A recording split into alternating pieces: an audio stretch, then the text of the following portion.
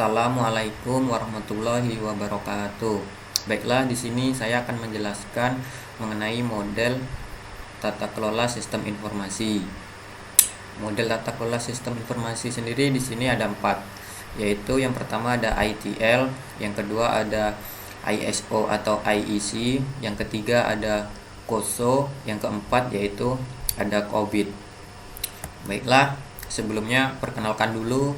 Nama saya adalah David Pramono, saya dari kelas 01 PSP, NIM saya adalah 80 40 18 04 11. Baiklah, di sini saya akan memilih model COSO. Kenapa saya memilih model COSO? Sepertinya COSO memiliki hal yang menarik dengan passion saya dan saya tertarik untuk membahasnya. Baiklah, kita mulai terlebih dahulu dari sejarah COSO atau Committee of Sponsoring Organization of the Tirchway Commission. Sehubungan dengan maraknya kecurangan keuangan dan praktik penyuapan perusahaan di Amerika Serikat kepada pejabat atau pegawai asing pada tahun 1970-an, kemudian pada tahun 1977, Kongres Amerika Serikat menerbitkan sebuah undang-undang yang dikenal dengan nama Foreign Corrupt Practice Act atau FCPA. Sampai dengan pertengahan tahun 1980-an, FCPA tersebut dirasakan belum berpengaruh signifikan karena masih banyak praktik kecurangan yang terjadi. Lalu pada tahun 2001, COSO menggandeng kantor akuntan yaitu PricewaterhouseCoopers atau PwC untuk mengembangkan kerangka kerja yang dapat dipakai untuk menilai dan memperbaiki manajemen risiko organisasi. Hasilnya pada tahun 2004, COSO mempublikasikan Enterprise Risk Management Integrated Framework. Lalu pada akhir tahun 2010, COSO mengumumkan sebuah proyek untuk memperbarui Internal Control Integrated Framework. Proyek ini membuahkan hasil nyata dengan terbitnya kerangka kerja pengendalian intern yang baru pada tahun 2013. Setelah berhasil menyelesaikan sebuah revisi kerangka kerja pengendalian intern, pada Oktober 2014, COSO mengumumkan sebuah proyek baru untuk memperbaiki kerangka kerja manajemen risiko guna memenuhi perubahan harapan stakeholder. Apa itu stakeholder? Yaitu seluruh orang atau semua staf yang terlibat dalam sebuah perusahaan atau organisasi. Proyek tersebut juga diharapkan dapat mengembangkan suatu perangkat yang dapat membantu manajemen untuk melaporkan informasi risiko serta mereview dan menilai penerapan Enterprise Risk Management. Kemudian selanjutnya adalah pengertian dari COSO, Committee of Sponsoring Organizations of the Tirchway Commission. COSO merupakan suatu inisiatif dari sektor swasta yang dibentuk pada tahun 1985. Apa tujuannya? Tujuan utamanya yaitu adalah untuk mengidentifikasi faktor-faktor yang menyebabkan penggelapan laporan keuangan dan membuat rekomendasi untuk mengurangi kejadian tersebut. Komisi ini disponsori oleh 5 professional association yaitu AICPI, AAA, FEI, IIA, dan IMA. Tujuan komisi ini adalah melakukan sebuah riset mengenai kecurangan dalam pelaporan keuangan.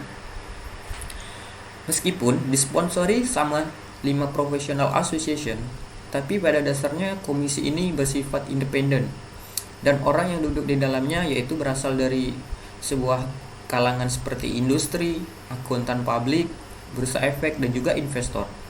Nama Tirchway sendiri berasal dari nama ketua pertamanya, yaitu James C. Tirchway Jr.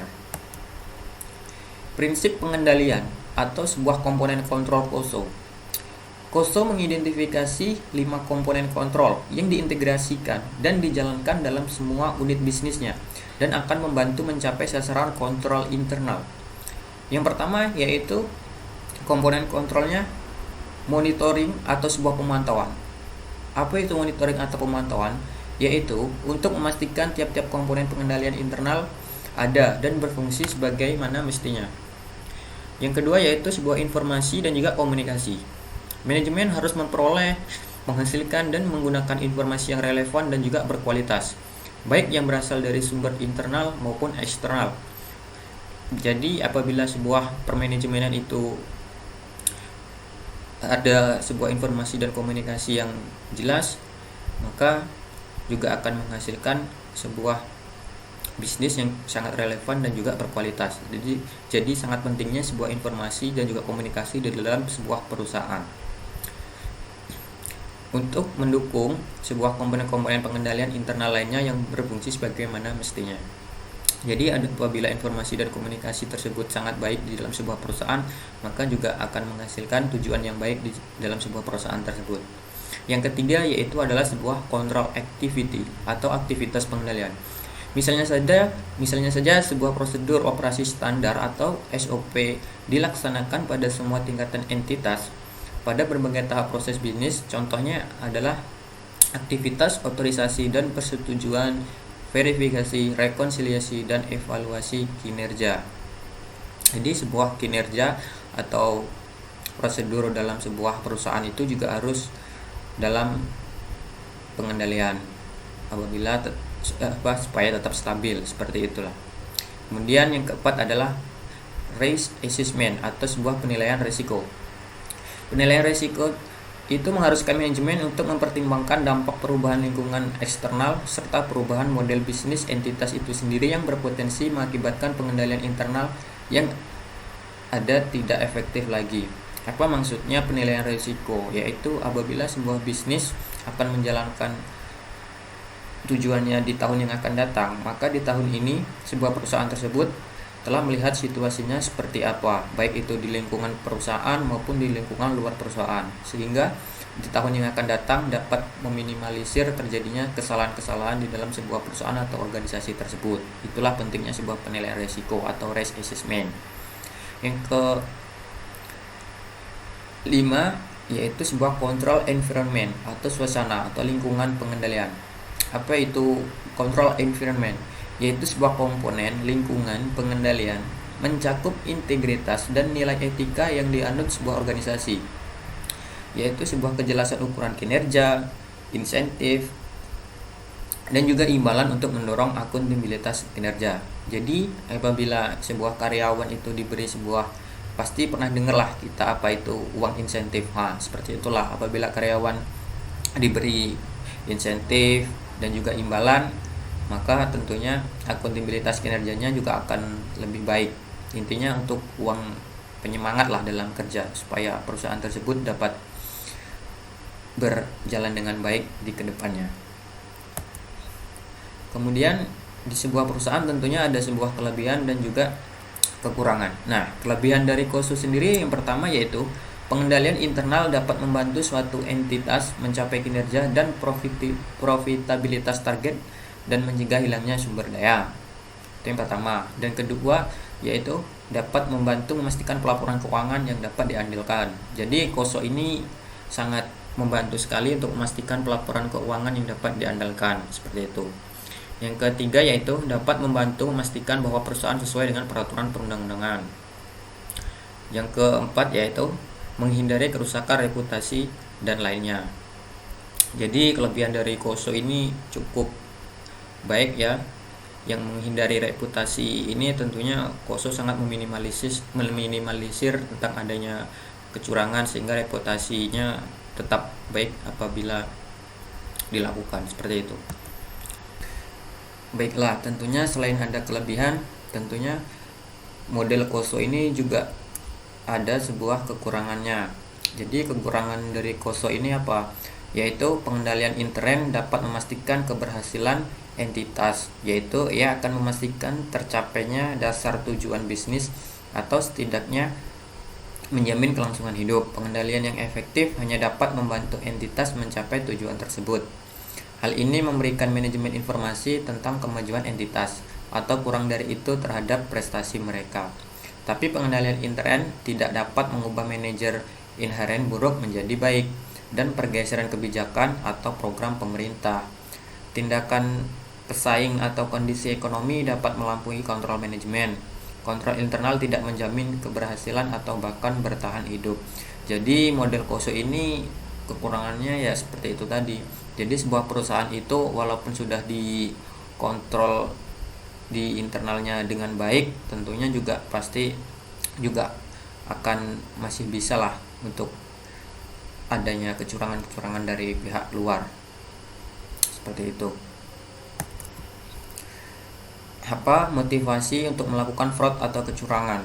Jadi yang memotivasi untuk melakukan kecurangan itu pada umumnya fraud atau kecurangan terjadi karena 3 hal yang mendasarinya, yaitu terjadi secara bersama. Yang pertama yaitu opportunity. Apa itu opportunity? Yaitu terbentuknya kesempatan. Ini juga dapat menggoda individu atau kelompok yang sebenarnya tidak memiliki motif untuk melakukan fraud. Jadi pernah dengarlah istilahnya apa itu, kejahatan terjadi bukan karena adanya niat tetapi karena adanya kesempatan. Nah, dalam dunia bisnis atau perusahaan atau organisasi juga seperti itu. Kecurangan bisa terjadi karena adanya kesempatan tadi, jadi bukan karena adanya niat. Jadi yang kedua yaitu adalah pressure. Pressure adalah beberapa contoh pressure dapat ditimbulkan, yaitu karena masalah keuangan pribadi, sifat-sifat buruk seperti berjudi, narkoba, berhutang berlebihan, dan juga tenggat waktu dan target kerja yang tidak realistis. Jadi apabila seorang karyawan itu mengalami masalah pribadi dan mempunyai sifat buruk, misalnya karyawan tersebut hobi seperti berjudi, memakai narkoba, dan juga hobi berhutang berlebihan dengan tenggat waktu yang cukup lama, maka akan mengakibatkan kerjanya di perusahaan tersebut akan sangat mengganggu dan juga akan kinerja kerjanya tidak realistis dan akan berdampak sangat buruk. Jadi seperti itulah, jadi tidak baiklah hal-hal ini untuk sebuah karyawan. Yang selanjutnya adalah rationalization. Dalam beberapa kasus lainnya terdapat pula kondisi di mana pelaku tergoda untuk melakukan fraud kecurangan karena merasa rekan kerjanya juga melakukan hal yang sama dan tidak menerima sanksi atas tindakan fraud tersebut. Kita ambil saja contoh misalkan si A. Si A ini melakukan kecurangan seperti korupsi atau apa gitu. Nah, dan temannya si B ini dia melihat, tetapi temannya si B ini tidak berani mengadu kepada atasannya, dan kemudian niat si B ini juga sama seperti A. Dia karena lihat si A tadi bertingkah seperti itu, maka si B ini jadi ikut-ikutan, dan bisa jadi karena tingkah laku si B ini tadi seperti si A, maka bisa jadi tingkah laku si B ini tadi juga akan diikuti si C, dan bisa juga seperti itu seterusnya. Jadi hal-hal seperti ini tidak baik gitu.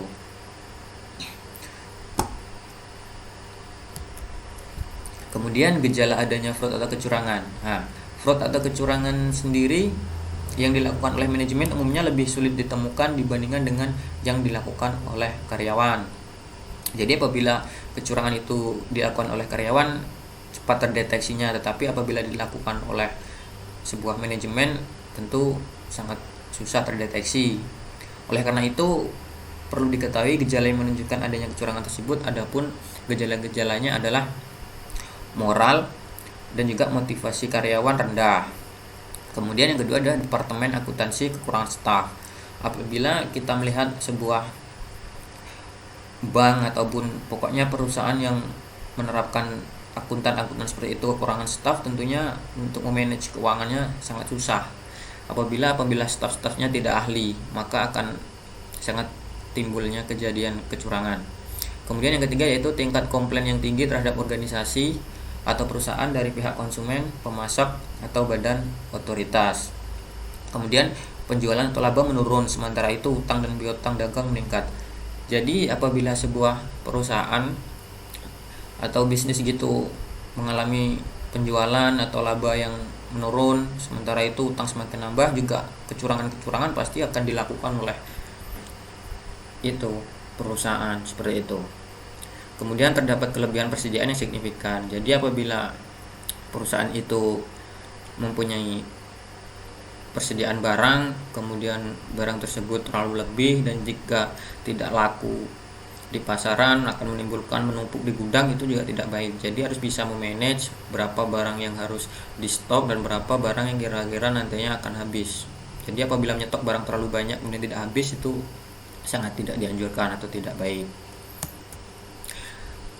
Ya, itulah yang dapat saya jelaskan mengenai model tata kelola sistem informasi dari metode KOSO.